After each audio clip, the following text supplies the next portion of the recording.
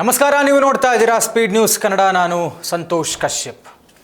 ಮೇ 20ಕ್ಕೆ ರಾಜ್ಯದಲ್ಲಿ ಕಾಂಗ್ರೆಸ್ ಸರ್ಕಾರ ಬಂದು 3 ವರ್ಷಗಳು ಕಳೆಯುತ್ತೆ.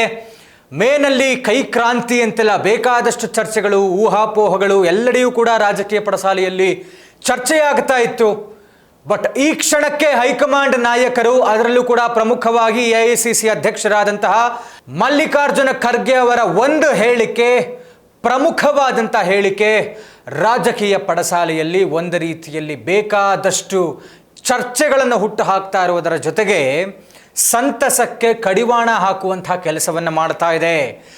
ಎಸ್, ಮುಖ್ಯಮಂತ್ರಿ ಸಿದ್ದರಾಮಯ್ಯನವರು ಪದತ್ಯಾಗವನ್ನು ಮಾಡ್ತಾರೆ. ಈ ಕುರ್ಚಿ ಕಿತ್ತಾಟದ ಚರ್ಚೆ ಬೇಕಾದಷ್ಟು ತಿಂಗಳುಗಳಿಂದ ನಡೀತಾ ಇತ್ತು. ಇದು ಒಂದು ರೀತಿಯಲ್ಲಿ ಸಿಕ್ಕಾಪಟ್ಟ ಹೈಪ್ ತಗೊಂಡಂಥದ್ದು ಕಳೆದ ದಿನಮಾನಗಳಲ್ಲಿ. ಅದು ಯಾಕೆ ಅಂತ ಹೇಳಿದ್ರೆ, ದಾವಣಗೆರೆ ಬೈ ಎಲೆಕ್ಷನ್ನಿಂದ ಆರಂಭವಾದಂತಹ ಒಂದಷ್ಟು ಪದಚ್ಯುತಿಗಳು, ಮುಸ್ಲಿಂ ನಾಯಕರ ತಲೆದಂಡಗಳು, ಇದೆಲ್ಲದರ ಜೊತೆಗೆ ಕಾಂಗ್ರೆಸ್ ಪಾಳೆಯದಲ್ಲಿ ಒಂದು ರೀತಿಯಲ್ಲಿ ಬೇಕಾದಷ್ಟು ಬೆಳವಣಿಗೆಗಳು ದಿನದಿಂದ ದಿನಕ್ಕೆ ಆಗುತ್ತಾ ಇತ್ತು.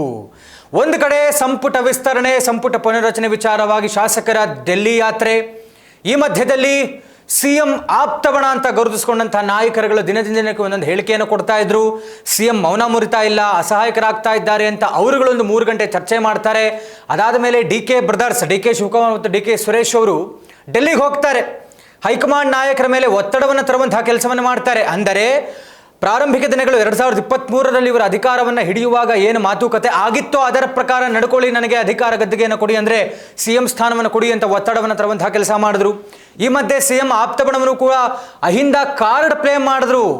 ಹೈಕಮಾಂಡ್ ನಾಯಕರ ಬಳಿ ಹೋಗಿ ಅಷ್ಟು ಸುಲಭ ಇಲ್ಲ ಅಹಿಂದ ನಾಯಕರನ್ನು ಬಿಟ್ಟು ನಡೆಸುವಂಥದ್ದು. ಅದರಲ್ಲೂ ಕೂಡ ಮಾಸ್ ಲೀಡರ್ ಅಂತ ಗುರುತಿಸಿಕೊಂಡಿರುವಂತಹ ಮುಖ್ಯಮಂತ್ರಿ ಸಿದ್ದರಾಮಯ್ಯನವ್ರನ್ನ ಇಳಿಸೋದಾದರೆ ದಲಿತ CM ಅನ್ನು ಮಾಡಿ, ಇದೆಲ್ಲವೂ ಕೂಡ ಬೇಕಾದಷ್ಟು ಚರ್ಚೆಗಳಾಗ್ತಾ ಇತ್ತು. ಮತ್ತೊಂದೆಡೆ ಇಕ್ಬಾಲ್ ಹುಸೇನ್ ಅವರೊಂದು ನೇರವಾದಂಥ ಹೇಳಿಕೆ ಕೊಡ್ತಾರೆ. DKಶಿ ಬೆಂಬಲಿಗರೆಲ್ಲರೂ ಕೂಡ ಬಹಳ ಖುಷಿಯಲ್ಲಿದ್ದರು. ಯಾಕೆಂದರೆ ಮೇ 15ಕ್ಕೆ DK ಶಿವಕುಮಾರ್ ಅವರು ಹುಟ್ಟುಹಬ್ಬ. ಒಂದು ಶುಭ ಸುದ್ದಿ, ಸಿಹಿ ಸುದ್ದಿ ಸಿಗಬಹುದು, ಮುಖ್ಯಮಂತ್ರಿ ಸ್ಥಾನವನ್ನು DK ಶಿವಕುಮಾರ್ ಅಲಂಕರಿಸಬಹುದು ಅಂತ. ಇಷ್ಟೆಲ್ಲ ಆಗ್ತಾ ಇರುವುದರ ನಡುವೆ ಈ ಕ್ಷಣಕ್ಕೆ ಇವತ್ತು ಮಲ್ಲಿಕಾರ್ಜುನ್ ಖರ್ಗೆ ಅವರು ಕೊಟ್ಟಿರುವಂಥ ಒಂದು ಹೇಳಿಕೆ, ಈಗ ಸದ್ಯಕ್ಕೆ ಮುಖ್ಯಮಂತ್ರಿಗಳ ಬದಲಾವಣೆಯ ಚರ್ಚೆ ಇಲ್ಲ ಅಂತ ನೇರವಾಗಿ ಮಲ್ಲಿಕಾರ್ಜುನ ಖರ್ಗೆ ಅವರು ಈ ಮುಖ್ಯಮಂತ್ರಿ ಬದಲಾವಣೆಯ ವಿಚಾರವನ್ನು ತಳ್ಳಿ ಹಾಕಿದ್ದಾರೆ.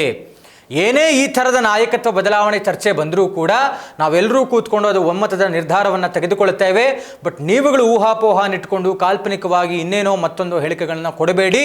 ಸದ್ಯಕ್ಕೆ ರಾಜ್ಯದಲ್ಲಿ ಕರ್ನಾಟಕದ ವಿಚಾರದಲ್ಲಿ ಮುಖ್ಯಮಂತ್ರಿ ಬದಲಾವಣೆ ಇಲ್ಲ ಅಂತ DK ಶಿವಕುಮಾರ್ ಅವರು ಮತ್ತು ಅವರ ಬೆಂಬಲಿಗರ ಖುಷಿಗೆ ಕಡಿವಾಣ ಹಾಕುವಂತಹ ಕೆಲಸವನ್ನು ಮಲ್ಲಿಕಾರ್ಜುನ್ ಖರ್ಗೆ ಅವರು ಮಾಡಿದ್ದಾರೆ.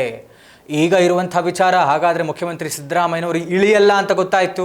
ಅವರ ಬಣಕ್ಕೆ ಖುಷಿಯಾದರೆ DK ಶಿವಕುಮಾರ್ ಅವರು ಮತ್ತು ಅವರ ಬೆಂಬಲಿಗರು ಇದನ್ನು ಹೆಂಗೆ ಸ್ವೀಕರಿಸ್ತಾರೆ, ಇನ್ನೇನೆಲ್ಲ ಬೆಳವಣಿಗೆಗಳು ರಾಜ್ಯ ಕಾಂಗ್ರೆಸ್ ಪಾಳೆಯದಲ್ಲಿ ಆಗುತ್ತೆ ಅನ್ನುವಂಥದ್ದನ್ನು ನಾವು ಕಾದು ನೋಡಬೇಕಾಗಿದೆ. ಇದಾಗಿತ್ತು ವಿಶೇಷ. ನೋಡ್ತಾ ಇರಿ ಸ್ಪೀಡ್ ನ್ಯೂಸ್ ಕನ್ನಡ, ಸುದ್ದಿ ನಿಮ್ಮದು, ವೇಗ ನಮ್ಮದು.